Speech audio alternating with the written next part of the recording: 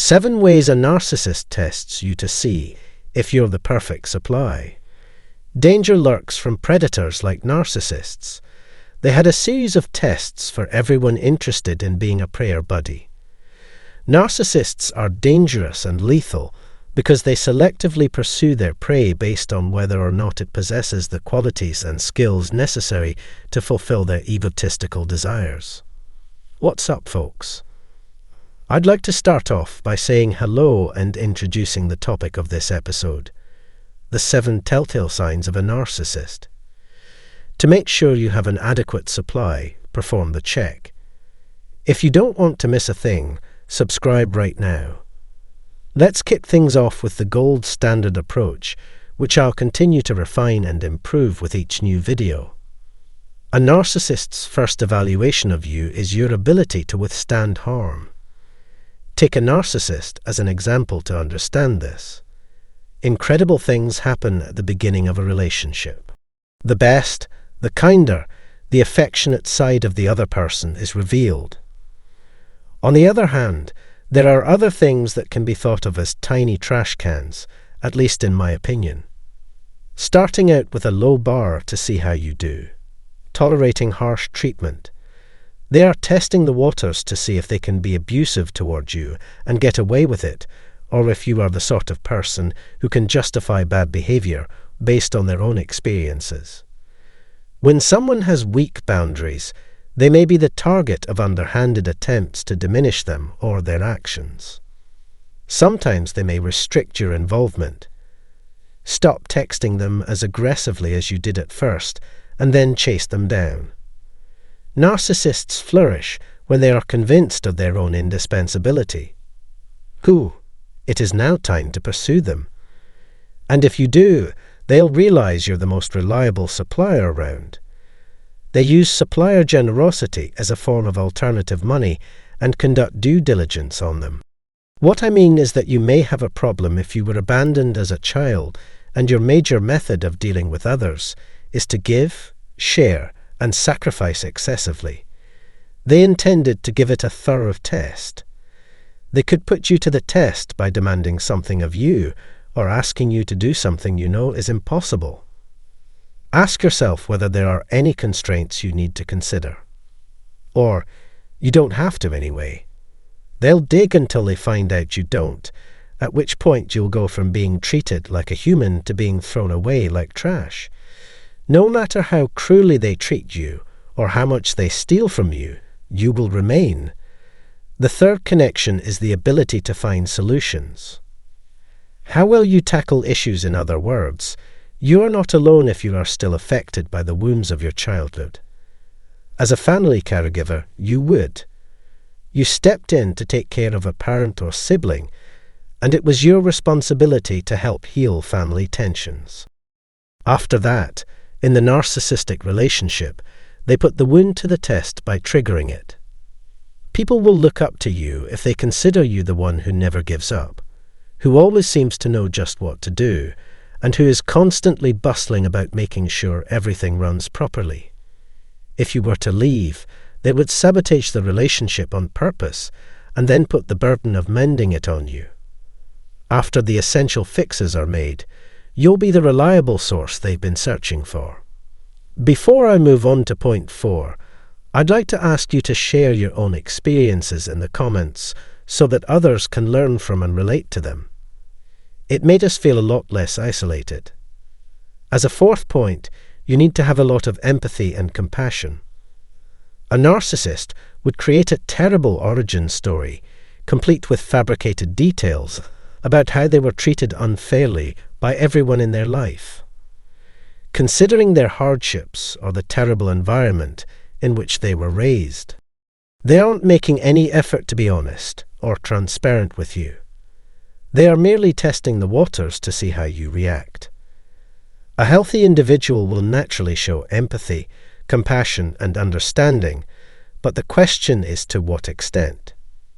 With this hair, the bandage can be undone again. This assessment represents the 4th one thus far. This is similar to taking a personal oath. Everyone they've ever met has done something to hurt them. I plan on changing it. That's why I'll be the one to show them something fresh. By the way, you wouldn't be the first person to think or say something similar. Consider that countless people who, like you, have tried and failed to reason with a narcissist. Because of this, they are also a victim. Your ability to empathize is a measure of your altruism, compassion, and ability to provide care. Fifth, they investigate your resources and skills, together with your successes and accomplishments, to determine how much they can take advantage of you, how much they can take from you, and how much you're willing to give in return, in terms of anything you have to give, your time, energy, money, resources, influence, etc. Giving employees full voting rights in the company is a common mistake that has cost many highly successful people their careers. The narcissist rises to power by convincing those around them that they are entitled to some of their possessions. Then, when they finally decide to cut ties with the narcissist, they face a formidable obstacle in the form of legal requirements and the like. In this way, they would gauge your material wealth and generosity. How accommodating are you when it comes to making an offer of it? How much of your time and money are you willing to give them? We test the 6 hypothesis. If you had to, how willing would you be to give up all you've worked for, everyone you've come to care about, and the place you've called home? How receptive are you to change? What is your comfort level with changing who you are? How flexible are you in having it changed? Made up using your own imagination. Why? Because that's how they figure out how much influence they'll have over your life going forward, whether it's through subtle suggestions, gentle prodding to drop or alter something, or just plain trash-talking about a friend, family member, co-worker, or professional endeavour. They can anticipate your next move and utilize that knowledge to their advantage if they see you merely taking in the data without analyzing it. And now looking back, I can see it even more plainly. Those who are more susceptible to the narcissist's flattery and who accept the narcissist's words at face value usually end up with no credibility whatsoever. The narcissist controls everything, including the victim's bedtime and wardrobe. One's circle of friends and acquaintances is a source of both employment opportunities and financial success. Everything, no matter how small, is controlled and overseen. The cycle continues.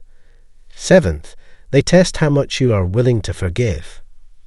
What I mean is, how much and what kinds of things are you willing to forgive a narcissist for? In other words, they would purposefully cause errors and then act as though they were sorry about it. However, it might be used as a gauge to see if this is the right setting. I know that I can get away with a lot of cruelty in the future because of the forgiveness it provides. Your patience, forgiveness, and submission are being tested once again, to be successful in avoiding negative consequences. What they really want to know is whether or not you will ever make them face the consequences of their behavior in the relationship. Also, they'll get a glimpse of how easily you can be broken.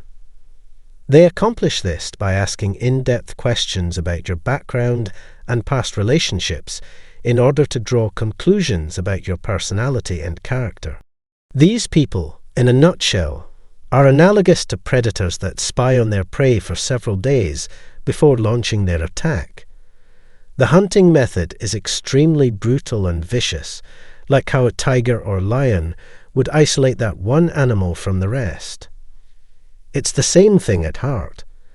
Provides a high-quality haircut while taking their time with the styling items they use.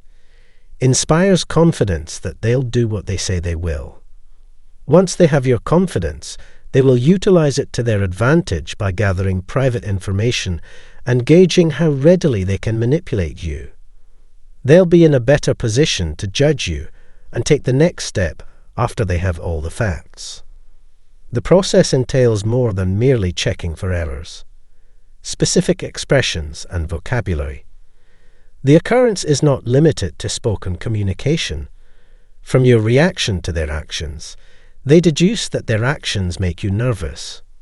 On a scale from 0 to 10, how high would you put your level of worry? How anxious are you currently?